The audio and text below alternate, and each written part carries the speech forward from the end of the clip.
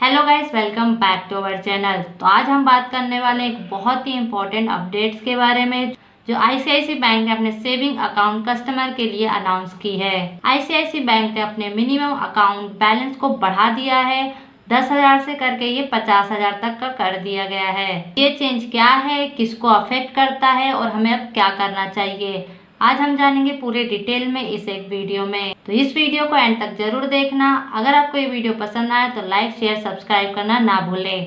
चलिए शुरू करते हैं इस वीडियो को बिना किसी देरी के। चलिए सबसे पहले बात कर लेते हैं कि क्या क्या चेंजेस हुए हैं।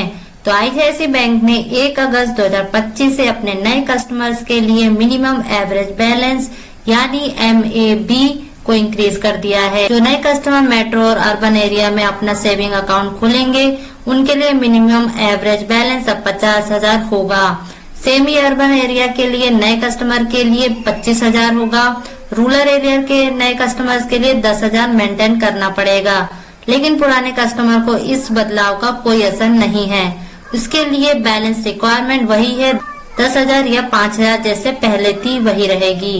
तो ये हाइक सिर्फ उन लोगों के लिए है जो अभी बैंक में नए अकाउंट खोल रहे हैं। तो अब बात कर लेते हैं कि क्या पेनल्टी लगने वाली है। अगर आप मिनिमम बैलेंस मेंटेन नहीं करते हैं तो बैंक आपसे पेनल्टी लेगा। पेनल्टी की कैलकुलेशन कैसे होती है, बैंक आपके शॉर्टफॉल पर 6% तक का चार्ज लगाएगा या फिर 500 जो भी कम होगा। इसका मतलब अगर आप बैलेंस 50,000 मेंटेन नहीं करते हैं तो आपको हर महीने पेनल्टी देनी पड़ सकती है। साथ ही अब आपको अपने सेविंग अकाउंट में सिर्फ 3 फ्री कैश डिपॉजिट अलाउड है। उसके बाद हर एक्स्ट्रा कैश डिपॉजिट पे आपको 150 चार्ज लगेगा। ये चार्जेस थोड़े नए लगते हैं, इसलिए ध्यान से अपनी बैंकिंग करना होगा। अब बात कर लेते हैं इसके इंटरेस्ट रेट की। अप्रैल 2025 में आईसीआईसी बैंक ने अपने सेविंग अकाउंट इंटरेस्ट रेट में 0.25% कम करके 2.75% कर दी है। इसका मतलब है कि अब आपके डिपॉजिट पर थोड़ा कम इंटरेस्ट मिलेगा। कैश विड्रॉल की बात करें तो अब भी हर महीने 3 फ्री विड्रॉल ट्रांजैक्शन अलाउड है, लेकिन third party cash deposit transaction पर 25,000 की लिमिट पर ट्रांजैक्शन लागू हो गई है। ये सब चेंज बैंक के नए पॉलिसीज के हिसाब से किए गए हैं। अब हम बात करते हैं कि ये चेंजेस दूसरे बैंक के कंपैरिजन में कैसे हैं। स्टेट बैंक ऑफ इंडिया ने 2020 में मिनिमम बैलेंस रूल ही हटा दिया था, मतलब SBI में अब मिनिमम बैलेंस मेंटेन करना जरूरी नहीं है। दूसरी तरफ बहुत सारे प्राइवेट बैंक और स्मॉल बैंक का मिनिमम बैलेंस बहुत कम रखते हैं, जैसे 2,000 से 10,000 के बीच।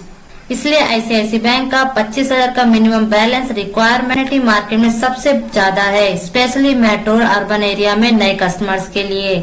ये पॉलिसी ज्यादातर उन लोगों को टारगेट करती है जो ज्यादा बैलेंस रखते हैं। अब बात करते हैं कि इसका इम्पैक्ट कस्टमर पर क्या होगा। नए कस्टमर को ज्यादा बैलेंस मेंटेन करना पड़ेगा, जो छोटे सेवर्स के लिए चैलेंजिंग हो सकता है। जो लोग छोटा बैलेंस रखते हैं उनके लिए पेनल्टी का खतरा रहेगा। ज्यादा लोग शायद अपने अकाउंट्स को बंद करके या दूसरे बैंक में शिफ्ट करके लोअर बैलेंस वाले अकाउंट लेना पसंद करेंगे। अगर आप आईसीआईसी बैंक का नया कस्टमर हैं और आपको ये 50,000 बैलेंस मेंटेन करना मुश्किल लग रहा है तो आप अल्टरनेटिव एक्सप्लोर कर सकते हैं, जैसे SBI का 0 मिनिमम बैलेंस अकाउंट। दूसरा है प्राइवेट बैंक जैसे कोटक, HDFC, एक्सिस जिनमें कम बैलेंस रिक्वायरमेंट होती है। डिजिटल बैंक जो 0 बैलेंस अकाउंट ऑफर करते हैं। तो ये सब ऑप्शन आपके लिए बेटर हो सकते हैं अगर आपको पैसा लॉक करके रखना पसंद नहीं है तो दोस्तों आज हमने देखा आईसीआईसी बैंक का मिनिमम बैलेंस हाइक का फुल डिटेल। ये चेंजेस नए कस्टमर को टारगेट करता है और सेविंग अकाउंट को थोड़ा प्रीमियम बनाता है। आपको अपने फाइनेंशियल गोल के हिसाब से डिसीजन लेना होगा कि आप आईसीआईसी बैंक में या अकाउंट रखने या किसी और बैंक में रखना चाहते हैं। मेरा सजेशन है कि अपने अकाउंट की टर्म ध्यान से पढ़ें और जरूरत पड़े तो बैंक से डायरेक्ट क्लैरिफिकेशन लें।